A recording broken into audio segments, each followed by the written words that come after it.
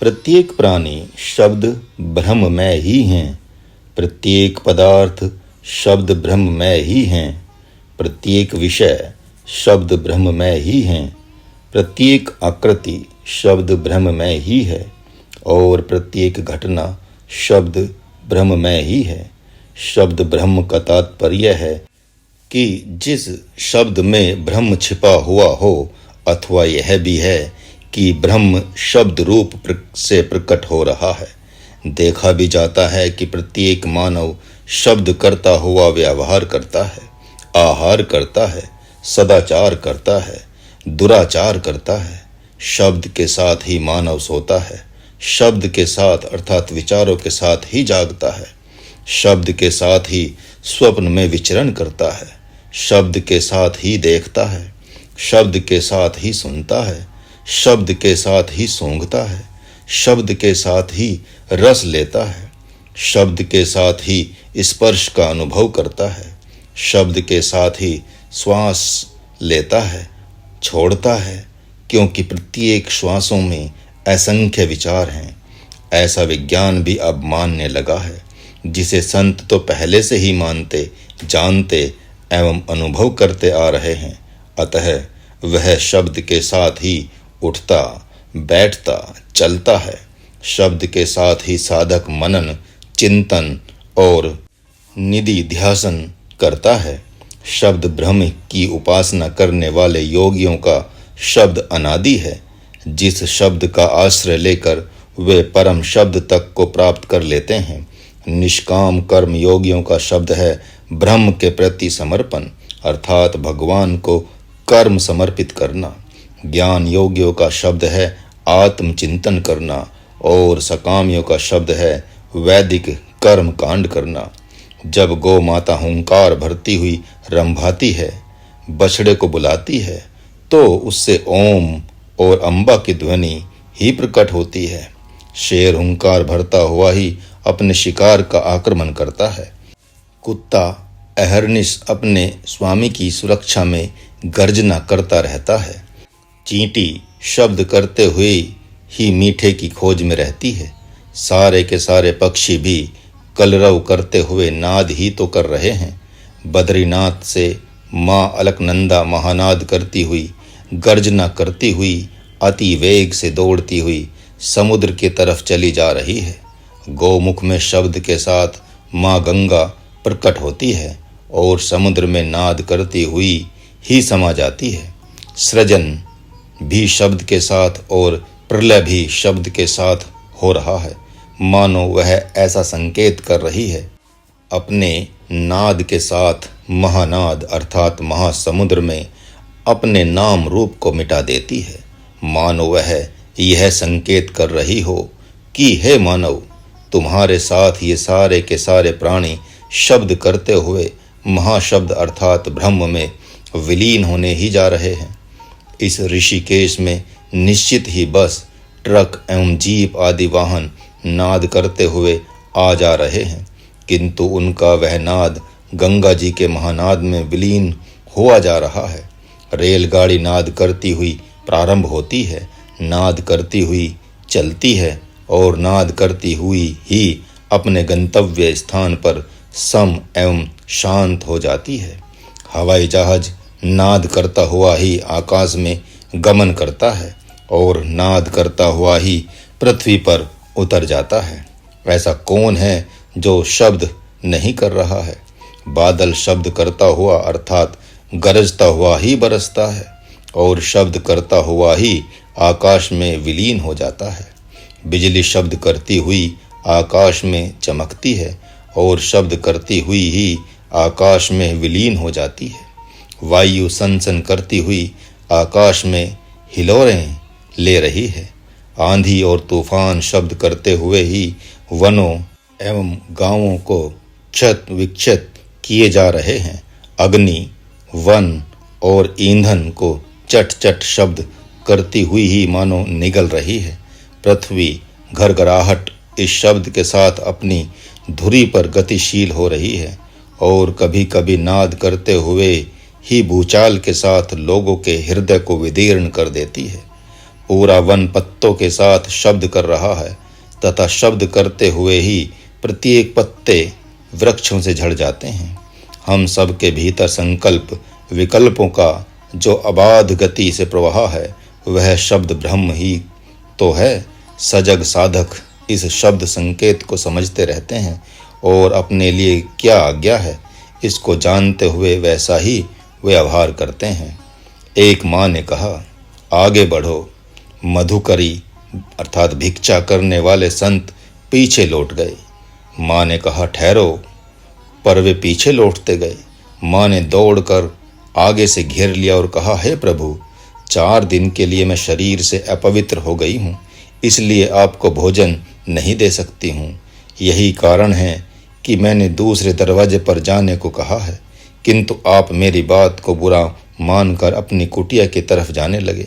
संत ने कहा, तुमने चाहे जिस भाव से कहा हो, परंतु मेरे लिए तो शब्द ब्रह्म ही प्रकट हुआ है। मेरे भगवान तो कह रहे हैं कि आगे बढ़ो और ठहर जाओ। आगे बढ़ो का तात्पर्य है अब तुम भिक्षा मांगना छोड़ दो, आकाश वृत्ति के साथ जियो, और ठहर जाओ का तात्पर्य है अहर्निश अपने स्वरूप में स्थित हो जाओ।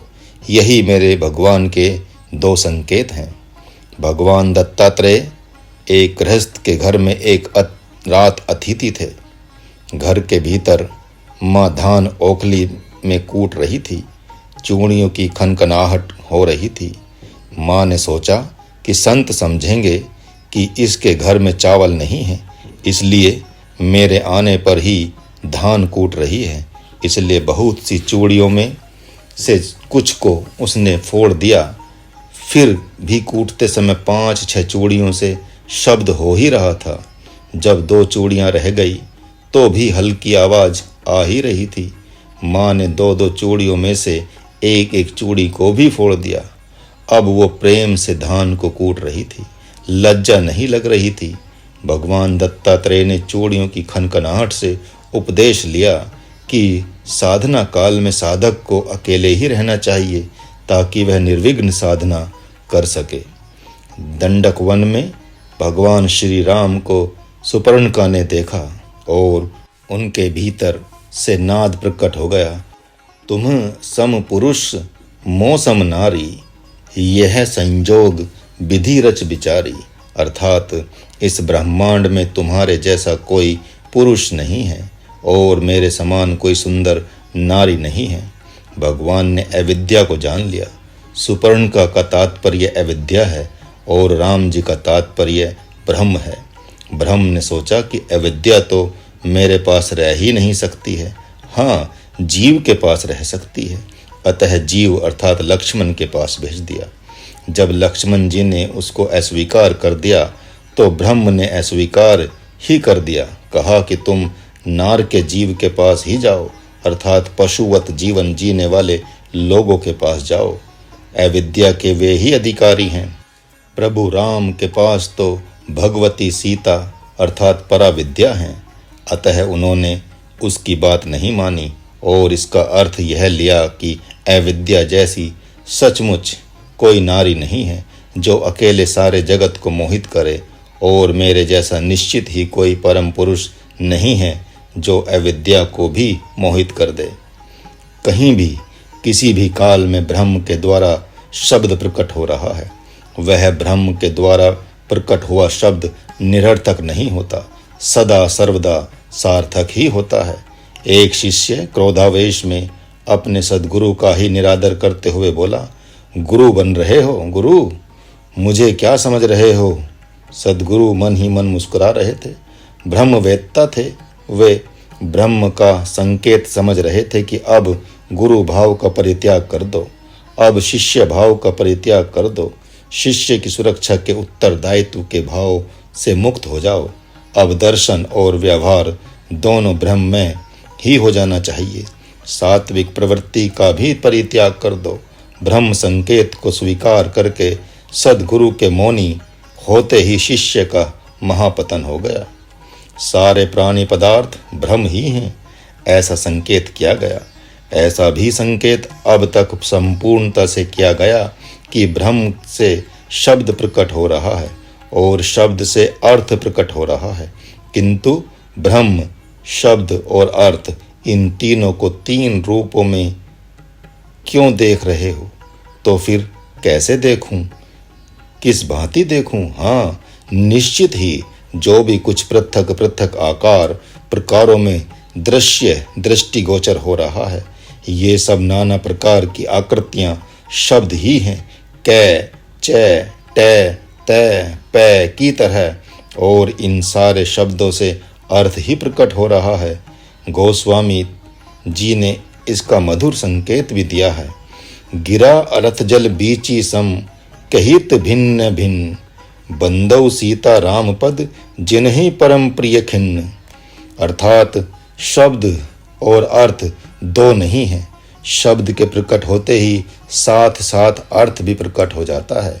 जिसे आप आकाश समझते हैं, वह एक शब्द है, जिससे वायु नामक अर्थ प्रकट हो रहा है। शब्द नामक अर्थ प्रकट हो रहा है।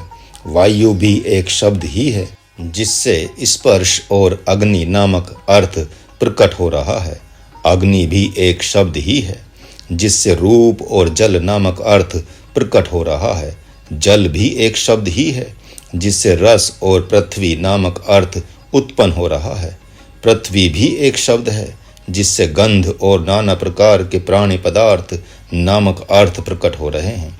समुद्र भी एक शब्द है, जिससे बादल नामक अर्थ प्रकट हो रहा है। बादल भी एक शब्द है, जिससे वर्षा नामक अर्थ प्रकट हो रहा है। वर्षा भी एक शब्द है, जिससे वनौषधियों का जीवन रूपी अर्थ प्रकट हो रहा है। औषधियाँ भी एक शब्द है, जिनसे रोग निदान नामक अर्थ प्रकट हो रहा है। वृक्ष भी एक शब्द है, जिससे फल रूपी अर्थ प्रकट हो रहा है। वन पशु भी एक शब्द है, जिससे नाना प्रकार का संकेत रूप अर्थ प्रकट हो रहा है। शेर भी एक शब्द है, जिससे एकाहार शेर भूख से मर जाएगा, किंतु मांस के अतिरिक्त कुछ नहीं खाएगा नामक अर्थ प्रकट हो रहा है। गो भी एक शब्द है, जिससे ब्रह्म विद्या को प्रदान करने वाला दूध नामक अर्थ प्रकट हो रहा है। हाथी भी एक शब्द है, जिससे गंभीरता नामक अर्थ प्रकट हो रहा है। तथा गजकर्णी एक योगिक क्रिया, जिसमें हाथी पहले जल पीकर उसे वमन कर देता है, फिर जल से पेट भर लेता है।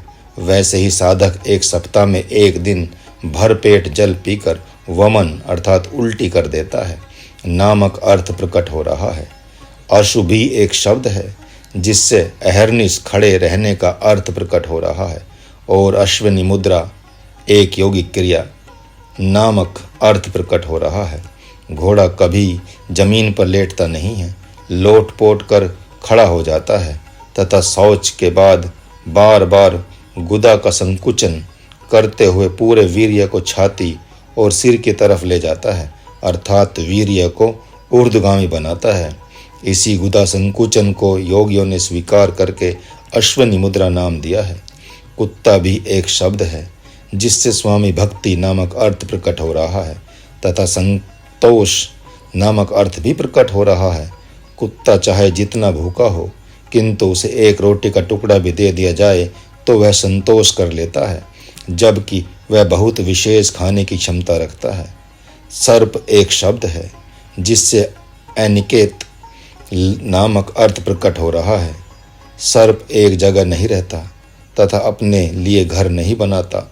संतों ने इससे अनिकेत ही रहना चाहिए ऐसा संकेत लिया है। पुनः समझे, वृक्ष, नदी, पर्वत ये भी शब्द हैं, जिनसे परोपकार करना नामक अर्थ प्रकट हो रहा है। मानव भी एक शब्द है, जिससे लोक रीति नामक अर्थ प्रकट हो रहा है। मानवों में सकामी भक्त भी एक शब्द है, जिससे वैदिक कर्मकांड नामक अर्थ प्रकट हो रहा है। निष्कामी भक्त भी एक शब्द है, जिससे संपूर्ण यज्ञों का संपादन करने के उपरांत निष्कामता, एकांता, चित्त शुद्धता और ब्रह्म अनुभूति नामक अर्थ प्रकट हो रहा है। जिज्ञासु भक्त भी एक शब्द है, जिससे मैं कौन हूँ, ब्रह्म क्या है, जीव क्या है, माया क्या है, दृश्य क्या है, दृष्टा क्या है, मुक्ति क्या है, बंधन क्या है, ऐसा प्रश्नात्मक अर्थ प्रकट हो रहा है। साधक भी एक शब्द है जिससे नाना प्रकार की साधना नामक अर्थ प्रकट हो रहा है। सिद्ध भी एक शब्द है जिससे सिद्धि नामक अर्थ प्रकट हो रहा है। ब्रह्म ज्ञानी परम शब्द है जिससे परमानंद और परम शांति नामक अर्थ प्रकट हो रहा है। सप्तऋषि भी एक शब्द है जिससे वेद नामक अर्थ प्रकट हो रहा है। अथर्ववेद, ऋग्वेद, यजुर्वेद भी एक शब्द है जिनसे नाना प्रकार के यज्ञ नामक अर्थ प्रकट हो रहे हैं। सामवेद भी एक शब्द है जिससे ब्रह्म उपासना नामक अर्थ प्रकट हो रहा है। वेद भी एक शब्द है जिससे उपनिषद नामक अर्थ प्रकट हो रहा है। उपनिषद भी एक शब्द है जिससे शास्त्र नामक अर्थ प्रकट हो रहा है। शास्त्र भी एक शब्द है जिससे पुराण नामक अर्थ प्रकट हो रहा है। पुराण भी एक शब्द है जिससे स्मृति नामक अर्थ प्रकट हो रहा है।